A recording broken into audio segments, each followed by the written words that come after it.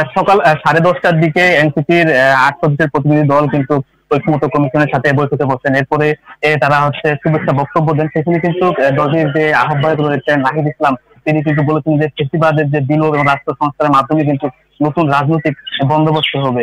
এরপরে কিন্তু জুলাই আকাঙ্ক্ষা আসলে বাস্তবায়ন হবে, এটি তারা তখনই শুভেচ্ছা বক্তব্যে বলেছিলেন। এরপরে তারা ঐক্যমত্য কমিশনের যে সহসভাপতি আছেন তিনিও বলেছিলেন যে এই ঐক্যমত্যে আজকে যে সংস্কার কার্যক্রম করছে, এই সংস্কার কার্যক্রম কিন্তু জুলাই আন্দোলনের এর মাধ্যমে কিন্তু হয়েছে। এরপরে কিন্তু তারা প্রায় 2 ঘন্টা সেখানে বৈঠক করেছেন। বৈঠকের পরে কিছুক্ষণ আগে বৈঠকের মধ্যাহ্ন বিরতি তারা গেছেন। এরপরে তারা এর মাঝখানে কিন্তু দলটির সদস্য সচিব আখতার হোসেন এবং দক্ষিণাঞ্চলের যে মুখ্য সংগঠক রয়েছেন হাসনা, তিনি কিন্তু সংবাদ মাধ্যমের মুখে বলেছেন। সেখানে দলটির যে সদস্য সচিব রয়েছেন তিনি বলেছেন যে আগামী নির্বাচন বিলম্বিত হোক, সেটা তারা কিন্তু চায় না।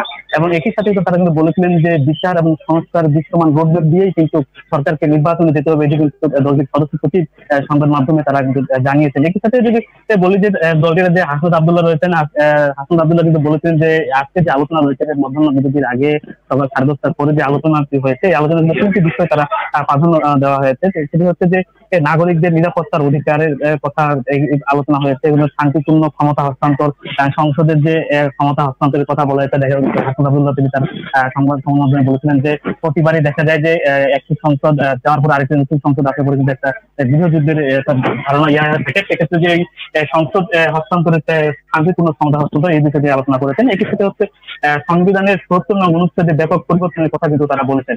এই সাথে আরেকটি কথা তারা জোর দিয়ে বলেছেন যে আগামী যে নির্বাচন হবে, এই নির্বাচনটা একই সাথে গণপরিষদ এবং জাতীয় পরিষদ নির্বাচনের কথা কিন্তু হাসনাত আব্দুল্লাহ বলেছেন। এর সাথে আর যদি বলে রাখি যে সকাল থেকে তারা বৈঠক করছেন, এখন পর্যন্ত লাঞ্চে গেছেন। লাঞ্চের পরে কিন্তু আবার তারা আবার বৈঠকে বলবেন, আরো কিছু বিষয় রয়েছে, সেই বিষয়গুলোকে নিয়ে কিন্তু তারা আলোচনা করবেন, এবং এর শেষে কিন্তু তারা সংবাদ মাধ্যমে আবার বিস্তারিত তথ্য তুলে ধরবেন। তো এটুকুই বলেছে। আরেক কিছু আলোচনার মধ্যে যে প্রধানমন্ত্রীর যে ক্ষমতা, সেটা বিষয় নিয়েও সেখানে আলোচনা করেছে। সংসদের উচ্চকক্ষ নিম্নকক্ষ এই বিষয়গুলো নিয়েও কিন্তু আজকের ঐক্যমত্য কমিশনের সাথে আলোচনা হয়েছে। এ ছিল বলা গেলে যে এখন পর্যন্ত সর্বশেষ তথ্য।